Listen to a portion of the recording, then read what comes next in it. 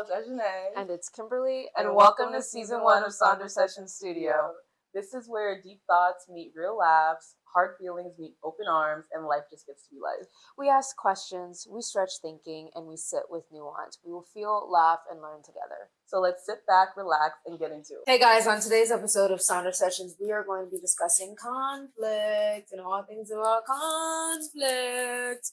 Conflict is a funny thing, and I think conflict is one of those things that most people don't know how to handle. Granted, it's a hard thing to handle, right? Because it's like no one ever wants to really be in conflict. You know, I think it sucks to have to deal with conflict, especially with people you care about. But I think it's an important conversation to have, and hopefully throughout this conversation we learn a little bit more about it, a little bit more about how to handle it, and more importantly, just kind of like conflict in all of its entirety, because it's not avoidable. You can't avoid conflict, and it's just a part of life. And the better that we are at handling conflict, the less scary conflict becomes. Because I don't think I always have a saying: "Are they going to beat you?" Sometimes they will. That's a different conversation. But for the most part, I think for most people, they won't. They're not going to beat you. And I feel like oftentimes we act like people are literally going to beat us. No, literally. I'm not going to beat you, babe. Stay safe. You need to be okay. It's just an argument. It's just a disagreement. They're not going to beat you. Fingers crossed. So the first main question we're going to address today is, are we trying to understand or are we trying to be right? So let's first talk about why conflict so quickly turns into trial. I think conflict turns into trial quickly because, like the question says, a lot of us are trying to be right.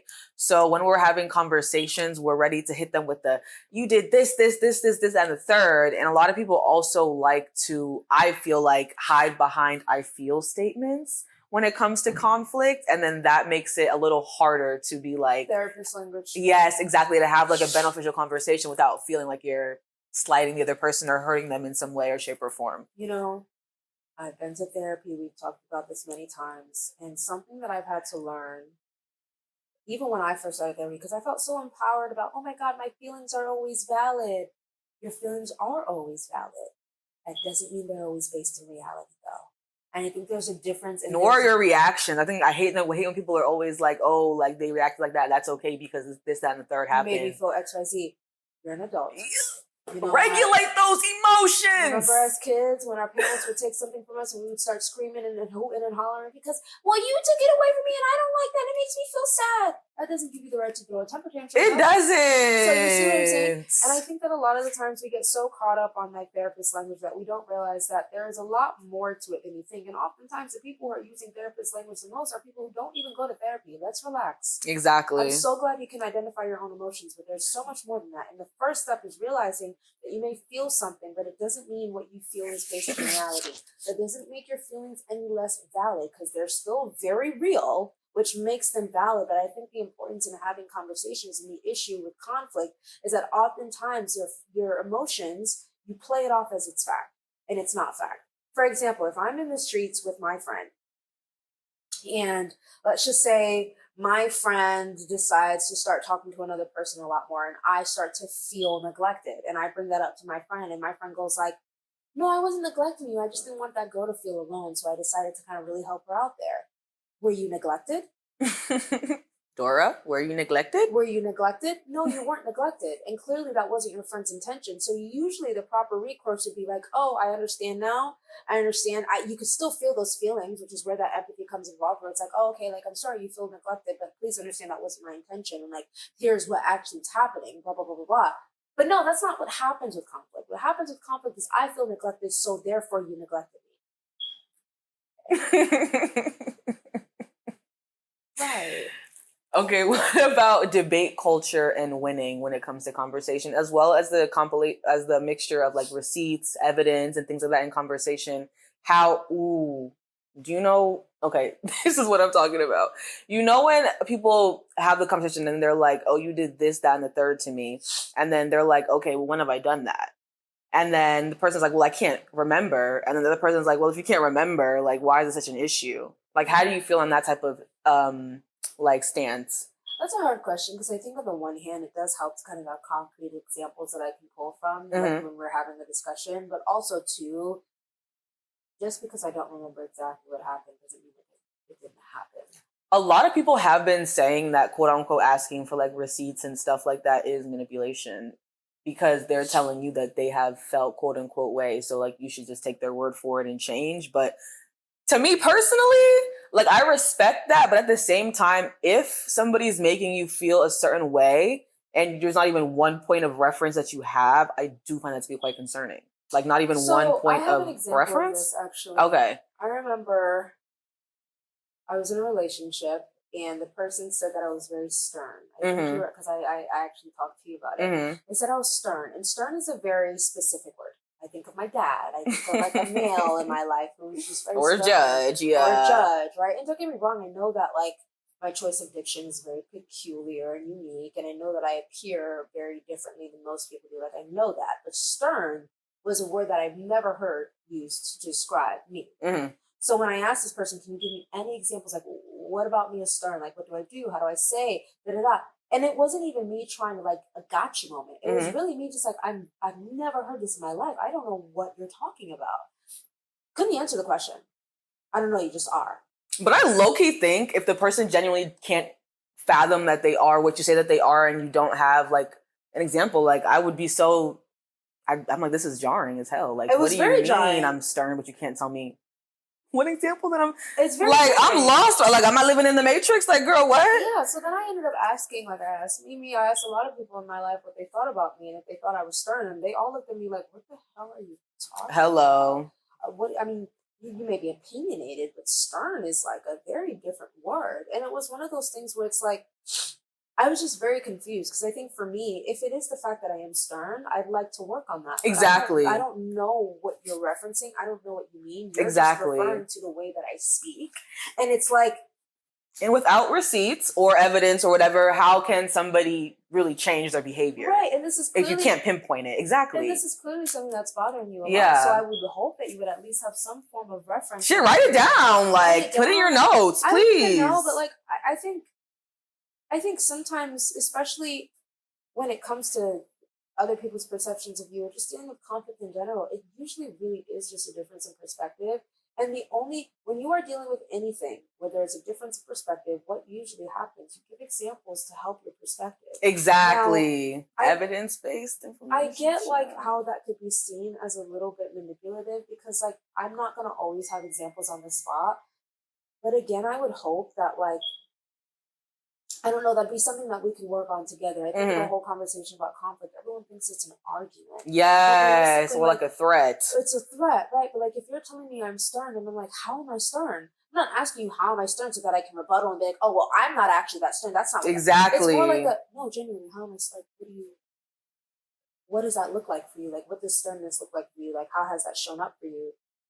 I don't know. Well, and I think it's funny sometimes because even people can't even see certain behaviors in themselves. Oh. So I think it's funny that sometimes when they do these type of things, like tell you these things and they expect you to like be like, oh yeah, you're right. I have been stern. But it's like, if you can't even tell me an example and a lot of people don't see these type of behaviors in themselves, like what makes you think that I'm aware that I'm being so stern towards you, that I know what it is that's wrong that I can immediately fix. Exactly. And you know, when it comes to the debate culture and winning, I love debating. It's my favorite pastime, debating. But I think when it comes to, if you're really dealing with conflict, when it comes to conflict resolution, there should be no reason why you should ever see a conversation with someone that you are trying to conflict resolute with as a debate. Exactly. And if you are seeing it as a debate, that is error number one. Because you are going into the conversation with the wrong intentions. If you're going into win, you're not winning. We're not talking about politics or the difference between a waxing and waning moon. No, we're talking about emotions and feelings. Those aren't things you can win over. The idea of winning would be gaining mutual understanding. And I don't think I ever, like, maybe when I was younger, I used to go into those kinds of conversations with debates, but honestly, as an adult now, no, it's never a debate. It's a conversation of understanding. Always a conversation. I hear people always think you want to argue when you want to have a conversation. It's so jarring. Like, people are very defensive. Oh my gosh. I've actually learned quite recently that I can't really deal with dynamics where people are very defensive off it, because now I don't trust you to share conflict with you. And if I don't trust you enough to communicate with you, the relationship is operating off of our time. And if I'm always worried that everything I say to you, oh, well, what do you mean? Well, I never... All right, you know what? We're done. Let's wrap it up. Let's just call it a day now. Because if I can't openly and honestly communicate and we can't find a way to really figure this out together without you getting offended every single time, there's no relationship to be had. Let's wrap it up, call it a day, and let's go home. Because I'm not doing it. How are you supposed to communicate through that? Mm-hmm. No, literally. And then how social media has trained us to perform disagreement is the worst thing I've ever seen in my life. I feel like social media is the reason why everybody feels the need to be right. Because God forbid you're wrong, they will dox you, dogpile on you, cancel you. You really can't face conflict in any type of way in social media. So I feel like no wonder, yes, moral superior. No wonder everybody's just scared. They want to hide. They want to just live their life in secret because, guys, I'm scared of you people. Very, very scared. Very, very scared. Yeah, no, 100%. I think, you know, I personally, especially on social media, I admit a lot when I'm wrong. Because I think it's important, and I think a lot of people are wrong, and they try to kind of act morally superior, kind of like the jealousy conversation that we had gosh, very so jarring. early on, like in the year 2026, where we talked about that one girl who admitted that she was jealous of her friend, and all of a sudden everyone acts like jealousy was never even in their vocabulary in the first place. You're a liar. Like everybody has a jealous friend and nobody's the jealous friend. What? Which was a liar. And I think a dirty one. And I think that kind of level of being willfully obtuse is a part of a lot of conversations that we are trying to conflict resolute. Exactly. If you are trying to conflict resolute with someone, let me show you something. This is my ego. Watch this. I pulled it out of here where it comes from. This is my ego. Ready? Oh my God, you have to let your ego go. You have to let it go. If you really care about a person and you're trying to conflict resolute with someone and you're going into it with this big ego, full of pride. Full of pride. Go to hell. You want to be wrong because you're never wrong on the planet. You're a weirdo. And that relationship is never going to work. Now, there are cases in which the other person is really just crazy. But like, honestly, truthfully, conflict resolution is important because you have to understand at the end of the day, you guys are a team, and that should be what you are working towards, not trying to win a debate. Exactly. And I think a lot of times people go into it like, I want to win a debate. They do. Everybody wants to be right. I don't know, because it's not like you're winning a prize or anything. Like, at the end of the day, all you have is nothing. You win nothing. 100%. Honestly, most of the time when you're right, you end up losing something at the end of the day. So I don't know, like, genuinely. Yeah. I mean, most of the time, no one ever wins a debate. That's what I'm saying. Like, what's the point? Guys, relax. Low key. Talk about avoidance, over-explaining, and survival responses. What do you mean over-explaining as a survival strategy? I think a lot of people just believe if they keep going at it, they're going to understand. But I think there's a point in conversation where you need to be able to understand that sometimes you guys are not going to see eye to eye. Or what's even better is to understand that you guys are just trying to understand each other's perspectives and not try to get each other to agree with each other. When people over-explain, it's like, well, there's this and there's that, and then there's the nuance, and there's the gray area. Now there's semantics, and it's like, now there's connotations, and it's like you're just piling on more and more and more and more, and all I'm hearing is fluff and fluff and fluff and fluff.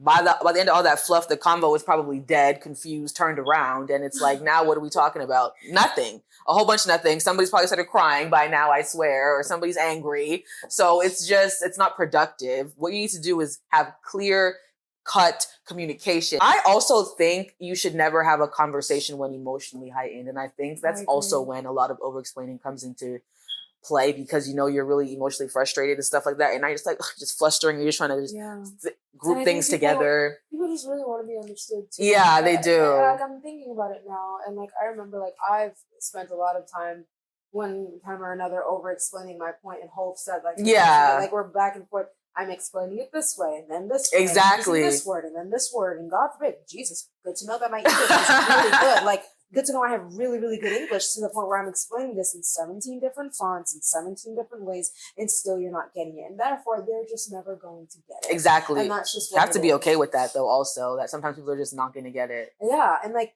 I actually had a conversation with someone. It was an argument that lasted like forever, where we got nowhere. And towards the end, I literally told them, I get exactly what you're saying. This is how you feel. And I guess from your perspective, I would get how you feel. Guess what, though?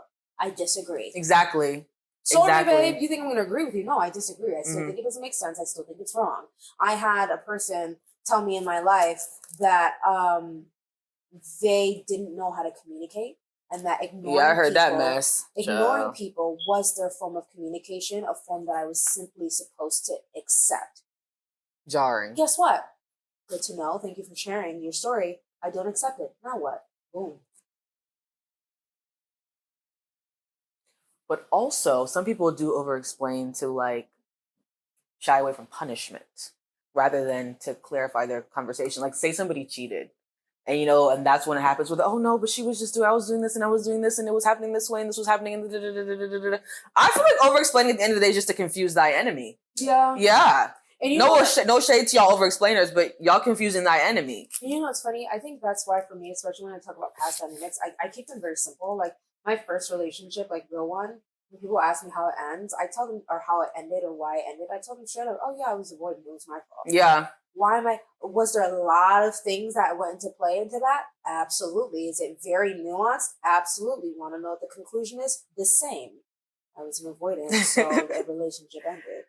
Why am I gonna? Oh, but see, I was avoidant because my mom didn't love me. Who cares? Grown up. You were avoidant, and that's why the relationship ended. I think people always want to make sure that they're not being seen as the bad person. Yeah. Not being seen a certain type of way. But the gag is that if you're over-explaining in efforts to try and not seem a certain type of way, 9 times out of 10 you are that type of way. And unfortunately, over-explaining is not helping your case at all. People want that empathy. They want the empathy. Exactly. They're over-explaining. Well, I did this because of this. That's what, babe. The conclusion is still the same. Right? And just because I was an avoidant doesn't make me a bad person, doesn't make me any of those things. It just means that I was an avoidant and the relationship ended because of it. Next question is, how do we bring things up without blowing things up? Like I said, I don't think it's good for people to enter conversations emotionally heightened when you're sad, when you're angry, when you're shocked, whatever it is. I think people need to start taking the time to really, and also if people like to journal, I think this is great for people who journal. You need to really start writing down, just thinking through your emotions. I think if you were able to articulate them, write them down or whatever, it's just going to happen. Conversation will flow better. There's going to be less room for error, less room for all this extra rah behavior, you understand? And again, like I said, when people go into conversations emotionally charged, it always leaves room for random reactions, aggressive reactions, and things like that. And honestly, that never adds to the conversation, only takes away from it, which honestly just furthers conflict. Now where are we? Nowhere. The whole tone policing versus accountability thing is funny. I'm not a tone policer, but I will say this, one thing that I kind of make as a standard for all of my relationships, and I tell people off rip, don't you ever yell at me because there will no longer be a conversation after the fact. That's valid. Nor will they be a relationship. Don't look like a child. Who are you yelling at? Are you insane? Are you mad? And listen, I get the whole tone policing thing because I think oftentimes people like to latch onto tone to avoid accountability, which I get you don't like the way that they're talking to you, but you kind of just piss them off. So it's a very valid reason why they may have a little bit of a tone. Okay, maybe. See, when I think about tone, my friend, she has a very monotone tone. So like when she speaks, like low-key probably think she doesn't give a fuck. But she does. So I think it's things like that kind of, it's like, you can't tell because, there's so many different, that's why it's so different having it like over text, over the phone and over FaceTime versus in person. There's so many like things that you miss. I think oftentimes a lot of people think that I'm very monotone. Granted, I feel like Really? I feel like, let me sit the fuck up. I feel like your voice has a lot of inflections. Yeah, apparently not many people think. So for me too, I think if I'm specifically having an argument with someone, I try to keep my voice relatively monotone. I do too. Because I don't want to yell and because I don't want to be mean. And I actually try and police my own tone when I'm having an argument with someone, which is why it oftentimes sounds more monotone than usual, because I just worry, like, if I don't control, it's going to be a problem. But yeah, I don't know. I think as long as you're not yelling at me, I think it's fine. I don't really care what your tone is. We can discuss that afterwards. But yeah, because if people are hurt, like, I'm not going to sit here and police your tone. I will police your voice octave, though, because don't let it get too high. I have gotten tone allegations. Sorry, they've gotten me. They've told me that my tone is like, I guess, like snarky or whatever. But I'm just like, it can be a lot worse. So I really was trying to, rein it in. So I was like, I'm lost, but I'm finding it. I will say I can be very condescending. That's what I know. Tis a great talent for me. I can't be that, but I can be I feel like I'm just rude. I don't know. Power dynamics and confrontation.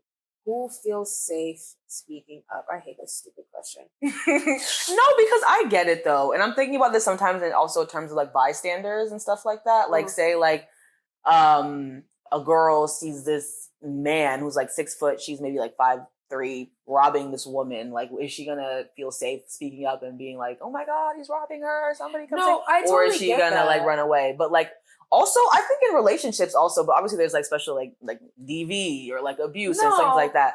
But also power. I just feel like, oh, I'm sorry, you No, continue. you're good. Power dynamics and confrontation. Who feels safe speaking up? I totally get the concept of it. For Mhm. me, I think in my past relationships, I've had a lot of trouble speaking up because I've dealt with people who took everything to heart. And I never want to like hurt anybody in particular, but I've learned, especially now thinking about kind of the relationships I want to foster in the future, I want to feel safe to if I tell you you're being a bitch, What so type of you things were hate you me. saying that they were taking to heart? So for example, with one of my exes, Mm-hmm. there was an issue where I felt like, oh, for example, birthday gift. Mm-hmm. I told my ex that I used to draw while my sister painted because like I don't like painting, but my sister and I we used to kind of like do arts and crafts together. She was always a painter and I was always a drawer. And like if you've seen any of my drawings, they're all black and white. I don't have color because I don't like painting. One of my exes got me a paint set. And you see, some dummy would be like, well, it's a thought that counts. No, it's not. That's what I'm talking about. People are like, oh, it's a thought that counts. You thought so wrong. Yeah, and I feel like more like that's I would have preferred a pencil graphite set. Like, yeah, what? But and I think for me, it was very hard for me to speak up, and I actually didn't end up speaking up about it because I feel like what I would say would be heard, and it would just be taken offense of. Like if I said, "Listen, I appreciate your gift, but I don't like painting," Mm-hmm. I felt like it would have been taken as "so you hate me," low key. Really? And I think for me, it was very hard to kind of open up in that case. Like even now, I'm kind of in a dynamic with where it's like anyway, where it's like this person is always so worried about how I look at them Mm-hmm. that if I were to ever say anything Mm-hmm. that isn't positive about them, they would take it so severely to heart that it would like be so dramatic and so intense that I just don't want to say anything at all. Even if it's like, so you know what I've learned to do, which I'm starting not to like about myself, is instead of asking people things straight up, I've learned that people already know the answer to 99% of their problems. They just want to lie and pretend like they don't. So I ask them questions. If you feel like I wouldn't like this about you, do you like it about yourself? Do you expect me to like it if you don't like it? And I just ask them clarifying questions so that I never have to, which may be a little bit manipulative. I'm thinking about it now, but it's one of those things where it's like, I don't know. It's like there's some people out there who I don't trust can handle my like emotions constructively and we can have a constructive conversation. There's only one person that I've been in a romantic relationship in where I felt like I was comfortable enough to do that. I just didn't have the facilities or the tools to do it at the time. Do you think you'll get to a place where you can just say whatever you want to say, regardless of how you think they're going to feel? Absolutely. 'Cause I think that's where I'm at. I think that's why I'm so like, I don't know. I think that's why I was so easily able to tell that girl when she reached back out to me to apologize and like I guess rekindle the friendship. I was like, we literally cannot be friends. Like this is not something. These are not qualities I want in a friend. Like we just can't do it. Like I think I definitely will get to that point. Yeah. I think it just requires me to find the right people in my life that I can trust my emotions with, or just anything with in general. No, you should be able to do that with anybody. I don't think that's true. I do it with everybody. Relearning how to listen instead of preparing for a response. I've kind of done this thing now where I don't really speak that much anymore. I used to be a yapper, which I still am. Granted, my whole page is about me yapping for minutes on end. But when it comes to talking to people in real life, I don't actually speak that much. We had a conversation earlier, I don't think on camera, about how I used to get told I was very argumentative and how I was very opinionated, which I am still very opinionated, and I would argue equally as argumentative. I just learned how to not argue anymore, and I just learned to listen. And I think once you learn how to accept that sometimes you don't need to always butt in your own feelings when someone is talking about theirs, it becomes very easy to listen. So most of the time when I'm having a conversation now, I'm just listening, and I'm asking a lot of questions before I even prepare a response because I need to know what is going on. I think about like I have a sales background. I started off in automotive sales and I did real estate sales for a bit. And what they teach us is you're figuring out what they want so you can give them what they want. You are figuring out what kind of car they want. Girl, bye. This reminds us that we had the same training working at Lush. They made us go through all this need and want customer nonsense. We worked at Lush back in high school, and we had to take all this training stuff. It was ridiculous. But it's similar. It's kind of like you're asking a lot of clarifying questions to get a better understanding of that person and what they're looking for. Marketing. So I kind of applied that a little bit in like my conflicts where I'm asking clarifying questions to understand your point of view before I butt in and try and yap about mine. I typically don't even have questions when I'm trying to really think. Confrontation for me, I feel like when I typically go into it, I already, like, I'm so nobody ever confronts me. I'm always the confronter typically. So like, I'm always prepared. So I guess I never really have to listen. I'm just listening to what you're saying back to me most of the time. So I feel like I'm rarely in that situation where I have to like listen. But like, if I'm just like talking to my, like just in general, like talking to my friends, like, a lot of people in my life come to me for advice. So I think that's where I became a great listener in that retrospect, because, you know, at the end of the day, when people are asking you for advice or like talking to you, it's never not looking for an answer. It's just really they want you to help them understand what they're going through and how to continue like their situation or whatever, which is fine. But yeah, I'm always the one confronting somebody else most of the time. So would you say that you maybe need to become a better listener? Because even if you do confront someone, wouldn't you still have to kind of listen and understand their response? Yeah, but I feel like I'm a great listener. I don't think I've ever been a bad listener. I've just always been a talker. Like that's always been my thing. But you know, I already know time. I already learned time and place. So then would you say that you are working to relearn how to listen instead of preparing for a response? If you're learning how to listen, I think I'm a pretty good active listener. Right, but you said that you were a talker, so it sounds like you are always ready for a response. I'm always ready for a response, like since I was a kid, but like that doesn't mean I always respond. I always have a response though.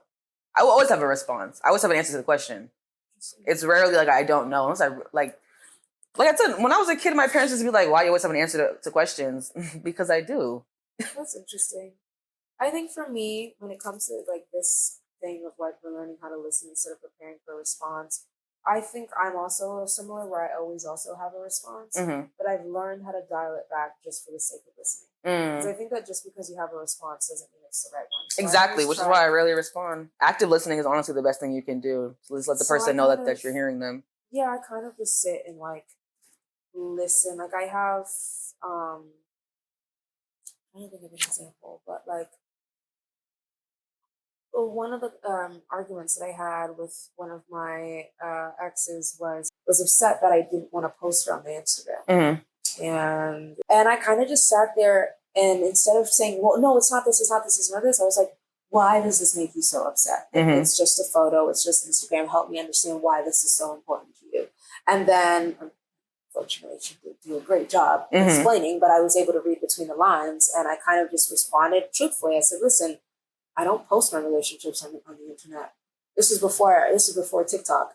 Hold on. This is before TikTok. I don't post my relationships on the internet, not unless they've been 6 months long." Yeah, my first relationship, I didn't post them for 6 months. Boundaries during confrontation. Boundaries during confrontation, timing, context, and consent. Guys, I do believe that confrontation, not that it has a timeline for per se, but I think if you don't bring something up within a respectable amount of time, whatever you and your whoever consider that, it just doesn't hold as much weight. Like you can't be giving me bare minimum for 3 months, and then 3 months down the line when I'm ready to cut you off, you're talking about my grandma died and I was in a car accident and my health is declining and I'm broke, and you couldn't tell me that when it was happening, so we weren't having a deteriorating relationship and stuff like that. Do you understand what I'm trying to say? Like, I don't like when people, I think personally that is manipulative when people bring up all that shit at the end when confrontation is near. Like, now you're ready to finally spill the beans and be a mature human being. Like, now that we're done, it's not making sense to me. I actually have a good example of this. So one of my ex-friends, we had an issue, and When I brought up the issue after the fact, all of a sudden it was like, well, I was thinking about this and I was thinking about that and I was doing this and I was doing that. So you had any and all opportunity to communicate that as it was happening, and you didn't, and you chose to act the way you did instead. And then now we both have to pay the consequences for your actions. Literally. Boundaries during confrontation, the boundaries where it triggers me, you guys. Timing does matter. I want to say that I hate that people don't understand time and place when it comes to conflict. There's no reason you're screaming at your boyfriend in the middle of the restaurant, or you and your friend are fist fighting in the mall. Do you have discernment, decorum, manners, sense? And you know something too? I think if I'm bringing up an issue with you, that's not your time to bring up 100 different It's issues. not. It's not.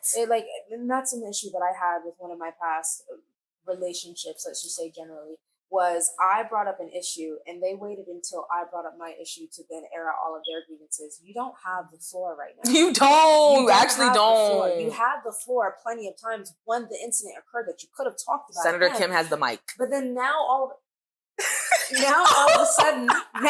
a sudden you have nothing to say. And you have plenty to say, but did I give you the floor? You don't have the floor. You don't have it. I feel like it's imagine, hey, and this is something that I had an issue with in my first relationship. I would never bring up issues in the relationship. Granted, we're not, like I said, we don't need to give excuses. Let's move on. I never brought up conflict. And then one time they were like, you never bring up issues. Like, you never bring up anything? And I'm like, because I have nothing to bring up. Clock. Granted, I didn't at the time, but in hindsight, I'm realizing I had plenty to bring up. I just didn't know because, again, I did not have the facilities. But even then, it's like, it takes a lot of courage to bring up a conflict with somebody. You're dealing with... Really? Do you feel like that? I think so. I think for a lot of people it does. I think it's because you are risking being misunderstood. You are risking the relationship. You are risking a lot of things. It's very easy. Damn, I really grew up in a conflict-averse home. I don't know. LOL, I did not mean conflict-averse. I meant confrontational. Bye. Like, it's very easy to just sit here and be like, you know what? I'm just going to ignore the problem and let resentment build up just to keep the peace, versus being like, no, I don't want to keep the peace. I want to have that conversation. It is hard. It's very hard, especially in a world where everyone is so quick to cut everybody off for no reason, just because you're bringing up an issue that could easily be solvable with communication and boundaries, right? I think for me, right, with my last little situation with, I think about it sometimes. Had I never brought up anything at all, we'd probably still be friends. Mm-hmm. But it was because I brought it up that now here we are. There's no relationship. And this is what happens when people don't have confrontation. Like, you're really sitting in like fake relationships, fake friendships, like things that don't even match. Exactly. Like, you guys don't even connect for real, but you guys will never know that because you're living a lie. But that's the thing. It does take a lot of courage to bring up conflict and to bring up issues that you have in a relationship, because there's this absolutely a risk involved in that. And my thing is that when you have that courage to bring it up, and then the other person uses your courage as a way to kind of, as an on-ramp to bring up their issues, A, I think it's a cop-out. B, I think it's mean. And C, I think it's absolutely useless. And no, you're not getting the freaking floor. I don't care. You can bring up your issues tomorrow. It's my show today. It's my show. I'm sitting here pacing back and forth in my room, trying to figure out how to bring this up, how I can sit you down on the table and be like, hey, I need to talk about this. I need to let this off on my chest. And you're like, oh, by the way, here is a list of issues I've had for the last 14 weeks. Cool. I'm not doing it. Go to hell. I'm not doing it. Go to bed. I'm not doing it. It's ridiculous. It's absolutely ridiculous. So there's absolutely a time and place. And more importantly, don't steal the floor. Don't steal the floor. You listen. And that goes back to our whole, are you preparing for a response, or are you actively trying to listen? Hello. And hell, if you don't want to bring it down while we're all talking and airing business out, deal with my issue first, and then we could talk about it. Exactly. And then we can get to yours, but I have the floor first and foremost. Thank you very much. Mm-hmm. And on that topic, what about public versus private confrontation? There's no what about it. Do you think that there's any... No. Let me be... I didn't even finish. Let me be very clear. Okay? Why does the entirety of Applebee's need to be in your business? It's so low budget, please. A, oh and my B, gosh. and this is another thing with those social media stuff too, thinking about influencers. Why am I getting a play-by-play about your entire relationship after the fact on the internet? Unless this person was a terrible human being in which you just need to warn people about, which is fair, okay? There should be no reason, well, she cheated on me, she did this, Everybody thinks they're on reality TV these days, Right. baby. You're not on reality TV. This is not Baddies. This is not VH1. This is not BET Network. Right. This is not act E. like you guys are. Some people act like they're children that they have to say everything automatic. There's time and place. Literally, they just can't hold it in. Like, you just have to know right now.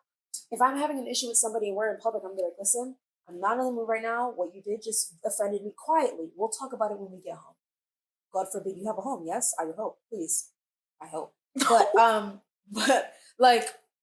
You have a home, yes, you have a car, you have a private space. If you really need to take it outside, go into a little corner, talk about it like human beings, screaming up and down. No, literally.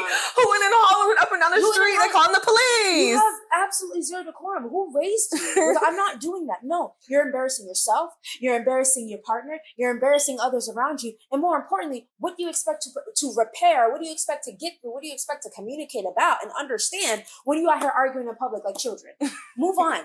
You do it in a private space, and or like you said earlier, maybe don't do things when things are emotionally charged. Exactly. And just take the minute you need to take in the first place. Not everything needs to be hashed out automatically. I get that some people want to hash things out automatically, but it's okay to say honestly, I'm ready to curse you out. So I'm gonna take a minute. Now we're talking apologies. So now that we've gone through conflict and stuff, how do we talk about apologies? And let's first talk about how I think a lot of people think apologies equal absolution. Meaning?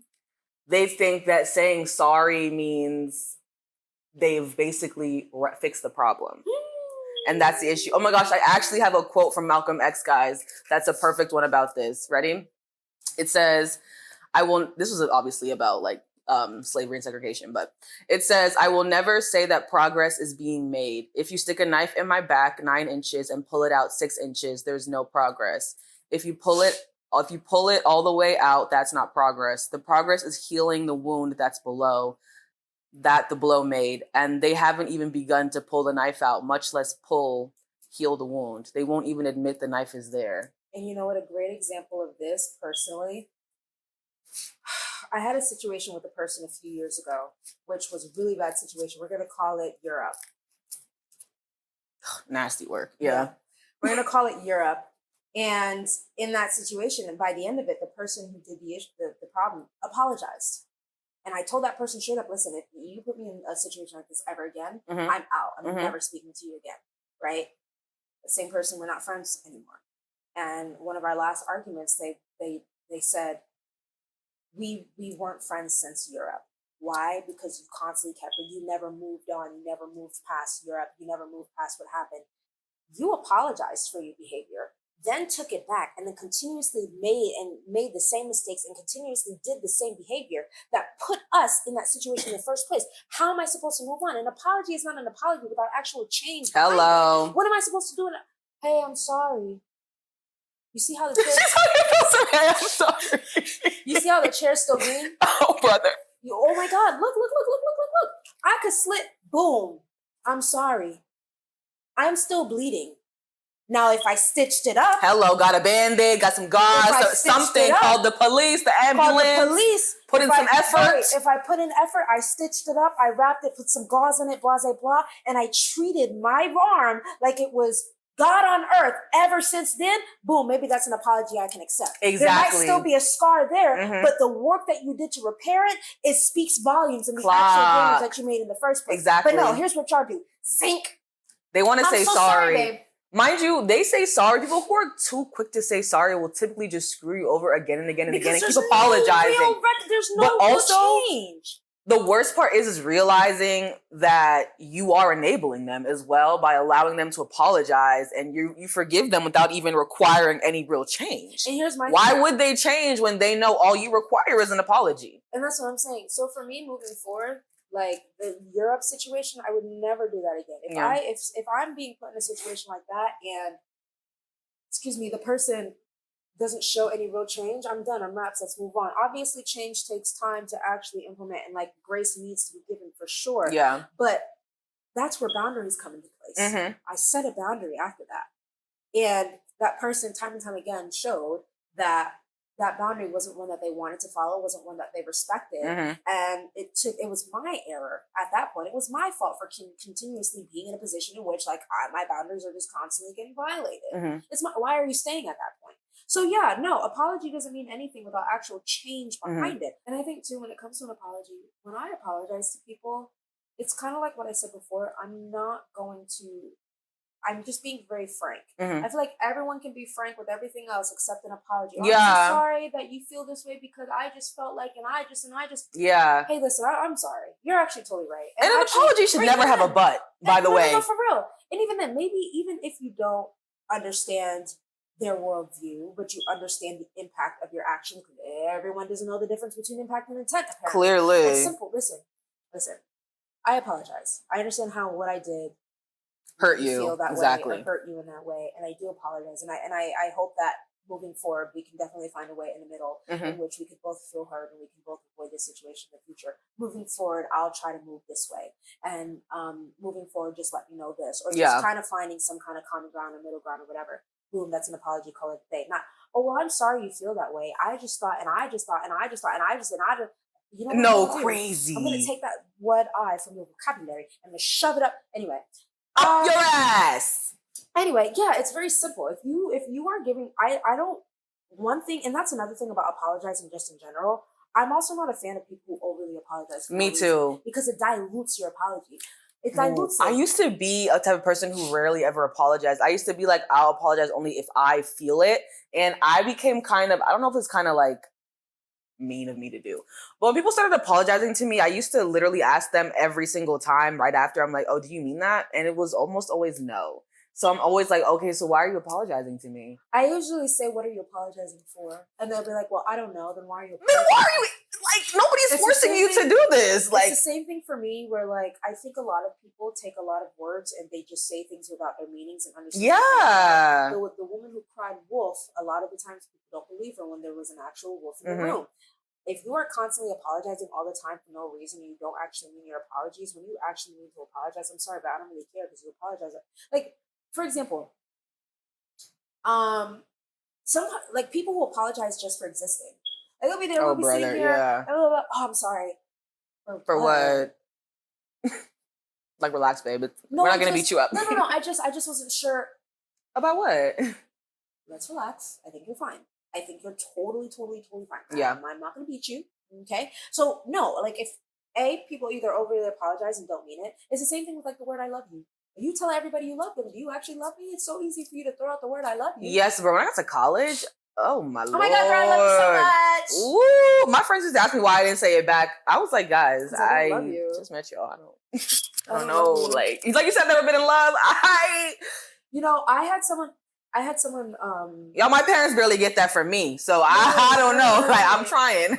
I've had bear with me. An apology isn't enough. Ooh, yeah, and that is when the harm, exceeds the intent. Like we were talking about. Like you said, if somebody stubs your toe, they say that sorry, that's fine. But if somebody if somebody, for example, like cuts you off in traffic and you get into an accident because of them, and you hit them or whatever, and then they get out and they're trying to blame you or whatever, and they be like, oh, you know what? I'm sorry, my bad, bro. So I almost died. I almost died. An 18-wheeler almost hit me. My insurance is about to go up. I have to get my car repaired. Baby, I'm going to need a little bit more than I'm sorry, I swear. I fear I'm going to need a little bit more. Like, it's not making sense at all. I totally agree. Right? Because what? Yeah, I think, again, that whole impact versus intent thing doesn't really click in a lot of people's heads. Guys, and I hate to use this example, but I'm pretty sure people like Hitler intended to make Germany a better place. Even Trump, guys, that's his quote unquote intention, Right.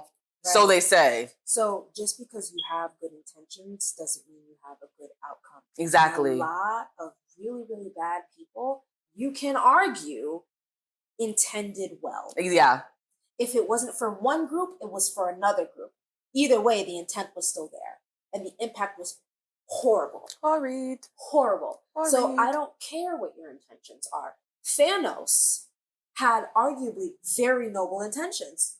I know this is very controversial, but when you really think about it. Now he low-key ate. Sorry. I actually don't like him, but like, I'm thinking about the world now. our but resources. let's actually We think about fighting it. for our life. Let's actually think about it for a minute. Thanos had very good intentions. He saw his world Mm-hmm. basically get destroyed because of overpopulation. Yeah. This is a real issue. It is. It is a real issue that needs to be dealt with, that no one ever talks about, and no one ever actually has a tangible solution for. And Thanos said, you know what I'm going to do? I'm going to sacrifice myself, because Thanos had no intention to ever use the stones besides what he did. Mm-hmm. When he first achieved what he achieved, he literally just wasted away with his arm basically half dead, just, no, literally, yeah, he had no intention of doing anything else besides what he set out to do, which was save the universe by cutting the population in half so that more people could survive and so that more people could have better lives. Technically, if you think about it, he had great intentions, but the impact of his actions was terrible. So we asked the question, if it really is intent over impact, then what is wrong with Thanos and why is he a villain of the story? That's down to everybody's morals and ethics at the end of the day, because it's like, who's to say he had the right to do that to a different world that wasn't his? Obviously his world died, but like, so it was like, who died and made him God, basically? Like, that's what he was doing. But like, obviously, whatever, like, but you know. So we even think about one of the, not the Eternals, but like the big, not the Eternals, but who's above them? Where they come from, the Eternals, like Hiroshima and stuff like that. Hiroshima. They're like the big guys. Have you seen the Fantastic Four movie, the new one? I only seen the old ones. Oh. Well, I think y'all know what I'm talking about. Like, they're Celestials! Boom! Oh! Celestials. I thought the Eternals were Celestials. No, they're made by Celestials. Okay. But like the Celestials, one of them, I forgot his name. I think Hiroshima, whatever. You guys know who I'm talking about. His whole thing is he eats planets, but he doesn't do it because he wants to. He does it because he has to keep the universe on a proper, like, he has to keep it balanced. Like, he has no, to. that's, yeah, but I think the thing is, who gave Thanos that right? Like, he's a quote-unquote celestial, so he's like, I guess, a godlike creature or whatever. Right. So, like, that's different, I guess, in that retrospect. So he's supposed to be, like, God or whatever. Right. But it's like, Thanos is just a guy. Exactly. But that's the thing. That's exactly what I agree with. Like, when we're thinking about the conversation of intent versus impact, Thanos had proper intentions. I don't think his intentions were bad. I think he had a real proper I don't know. Okay, I guess. Okay, I think his execution. Well, now I'm thinking about other stuff, like what he did to Nebula and Gamora. Yes, and stuff like I think his execution was the problem. I think his execution was horrible. But who's to say that wasn't part of his intent? That is true. It's true. Hey, Thanos, yo. I'm crying, Thanos, yo. Next. Let's talk about scenarios in which yes. we play out conflict and confrontation. Okay, first, letting go of closure fantasies. I feel like a lot of people have this idea in their mind of like getting closure, going back one last time, having one last conversation, you know, one last kiss, one last date, one last link, one last whatever, or like, you know, but it's like, what are you doing that for? Like, are you doing that because you want to have one last, like, oh yeah, like we can see if this is going to work for one last moment? Or are you doing that because you genuinely, but like, why, what type of closure does that really bring though? I think people do it because they want to feel validated. I made a video about this before about how you need to stop expecting that person to one day wake up and realize that they did wrong, and you need to just accept the relationship as what it was and how it ended. Exactly. So when it comes to closure, closure is only closure when you feel like there's still something that you're missing from that person. Yes. You feel like you still need something from that person. For example, the relationships that I've lost over the last year, I would be so happy if I never saw them ever again. Very valid. Need closure. There's nothing to close. I'm free. To freedom! But I feel like people don't really want closure when they go back. They want validation. They do, yeah. They want to feel better. They want to feel like they were right. They want to feel like, oh, da-da-da-da. Like, they want to feel that. There's only one time where I've had an experience in which that person really, really wanted closure. And that was my first relationship. Which they had a conversation with me and they genuinely just wanted to understand where I was coming from. Yeah. They were genuinely so confused. Now, if they didn't care, would they want the closure? Probably not. But it's unreasonable to expect people just not to care. No, especially with dynamics like that. Like, it was a really, really serious relationship. So I get wanting closure in that regard. But at the same time, I also think that you also need to accept that sometimes closure will not be given. Ooh, accepting that understanding isn't always mutual. Is it ever mutual? Is the question? I think that's a great question. Is it ever mutual? I think it can be. I think when two people are able to have a conversation with their egos put aside, they can come to a mutual understanding. I don't think there's always, I think more often than not, I've had like less mutual understandings, honestly, but I I don't know. I'd like to say that in the future I'd have more, but at this point, everybody's moving how they move. So And here's the thing. Again, all of this stuff is great in theory, but I'm thinking practically, and I don't think most people have the facilities, the tools, or the capabilities at this moment to do what is required and what is necessary for some of these things. So in terms of understanding, I don't think it's, most of the time it isn't mutual, because even what you said, let's assume your equation, they need to let go of their egos. Most people don't do that. They need to listen. Most people don't do that. They need to put their pride aside. Most people don't do that. Yeah. So we are operating off of this hope that people are going to be able to do things that most people cannot do in general. So I think when it comes to understanding isn't always mutual, I think most of the time it isn't. Most of the time it isn't. And if you do find a dynamic in which someone really does understand you, hold on to it as tight as you can. Tight as you can, y'all. Like, I promise it might not come again. And, you know, I think about this a lot, and about, like, I think about when we watch, like, movies like Avatar, like, not The Last Airbender, but the other Avatar. Like the Blue People? Pandora? Yeah, Pandora. And, like, movies like that where we're looking at alien species or other species in the way, or even other animals in the way that they communicate with each other and how everything is linked. Yes, one big ecosystem, y'all. You know what's funny though? Hierarchy. I think it's almost implied in our nature that we are meant to misunderstand each other, because I just think about how fractured we are as individuals. I think, but listen, I think about it this way, right? You have your own worldview, right? And realistically, the only way for us to truly understand each other is if we were somehow all connected psychically. And maybe not really. As childish as it sounds, like low-key kindness is really what's supposed to connect us all. But kindness, here's the thing. Kindness may be what connects us all, but it's not enough to... because I think is my basic world view, I guess, whatever, would definitely be like treat others how you want to be treated or whatever, and then like there that comes kindness after that. But even then, not everyone's treatment or definition of treatment is the same thing. So even exactly, but the thing is, supposed to treat them how you treat, like, unless I guess some people don't like themselves, so I don't. I think of, like, when I think of the Avatar people in Pandora, I think of how easy it would be for us humans if we had something like that big tree. I forgot what it's called. Easy for us to do what with that tree? Communicate and understand each other. I think about the way that they consummate in that movie and how they are literally connected neurally. There's a neural link between them that helps them understand. We are in a constant state in which we are always trying to figure out and trying to understand each other. And I think there's a beauty in that. I think we are, but I think that that's what people are just liars. Huh? I think people are just liars and avoiders. I think that's what it is. That's implied in human nature. That's fine, but like, I don't think we don't have the capacity to be like I never said that people we in don't Pandora. Have, like, I never said we don't have the capacity. The neural connection, I just said it would be easier if we had that. Like, really? You think so? Easier. Yeah, because it requires a lot to be able to see through someone's eyes and through someone's perspective and through someone's worldview. Oh, the ICU thing. You are never going to be able to see it through the next person's worldview. And I think there's a beauty in us as human beings because we are always trying to figure it out. We are always trying to find I feel like I can see the world view in some of my friends, like depending on how well I know them.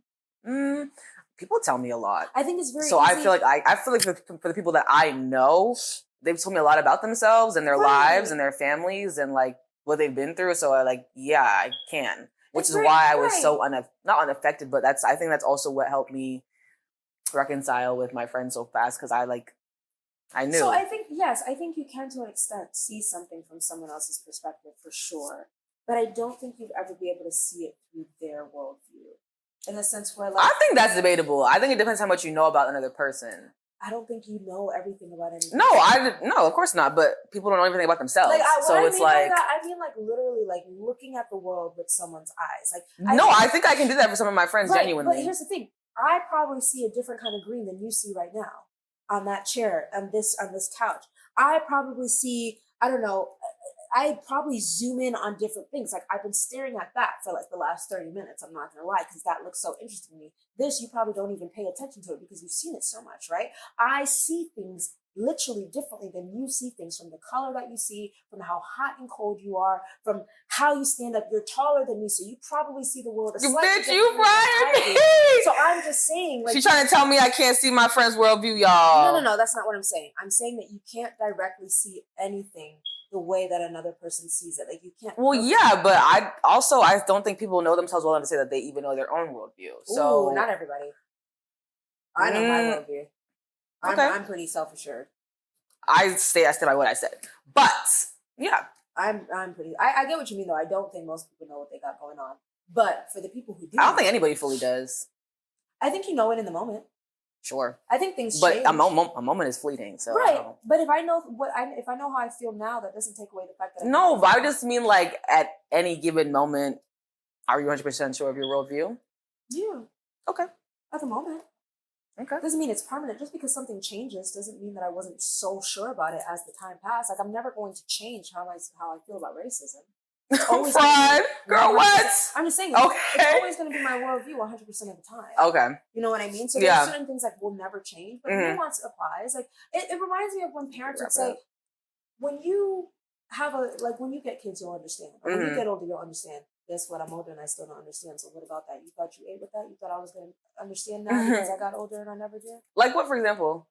Like I think parents think that like I made a video the other day about how parents just pop up after 18 years, 20 years of mistreatment and decide, oh, we're just going to pretend like none of that ever happened. And we're actually best friends. So they start showing up for you in the ways that you begged them to show up for you when you were younger as an adult. And then they're like, oh, I'm like, I don't want this now. Like, why are you coming at me? And they're like, oh, well, you'll get it one day when you're a parent. You'll get it one day when you're an adult.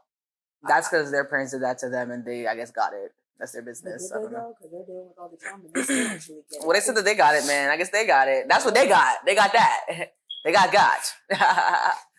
Y'all, OMG. I hope you guys enjoyed our conversation today on conflict and confrontation. I hope you learned a little bit about everything. We hit a little bit about different ideologies, different strategies, different types of confrontation, a quote here and there, our personal views. I hope you guys loved it. Anything to add? Oh, she's trying to get y'all to leave y'all friends, y'all partners. She said, just live your life, la vida loca, single. I'm joking. I'll leave you guys with this little nugget of hope and wisdom. The more you know about yourself, the easier it would be to handle conflict and make decisions within conflict. Yes, knowing yourself is the root of everything, baby. Anyways, y'all, bye. Make sure to like and subscribe and comment and whatever. See you soon.